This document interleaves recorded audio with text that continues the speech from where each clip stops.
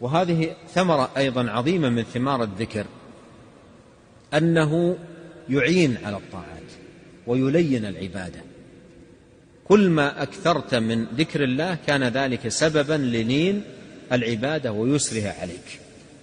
فهذا رجل جاء إلى النبي عليه الصلاة والسلام وكان يجهد في حمل الشرائع، يعني يجد جهدا ومشقة في القيام بالأعمال والعبادات وفرائض الإسلام.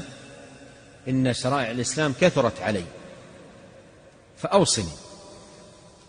هذا الرجل لما جاء للنبي عليه الصلاة والسلام وذكر له أن شرائع الإسلام كثرت عليه، ماذا كان يريد؟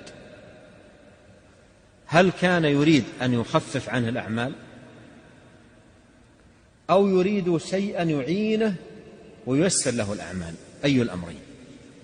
هل كان يريد لما قال إنها كثرت علي أي أن يقول للنبي عليه الصلاة والسلام خلاص أنت تترك بعض الصلوات وتترك مثلا بعض رمضان؟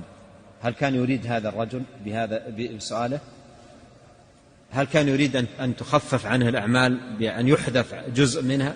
الجواب لا، يريد شيء يلين له الأعمال ويسرها عليه، فأرشده إلى كثرة الذكر.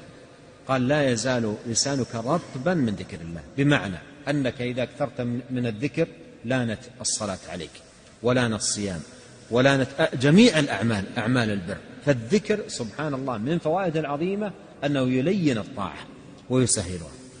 بعض الناس الطاعة والعبادة ثقيلة عليه، إذا نودي إلى الصلاة يقوم ولكن يحس بثقل. وانظر في هذا المقام ثقل الصلاة على المنافقين، وقد وصفهم الله بأنهم لا يذكرون الله إلا قليلا. الصلاة ثقيلة عليهم، أثقل الصلوات على المنافقين صلاة الفجر وصلاة العشاء، ثقيلة جدا، ولا يقوم لها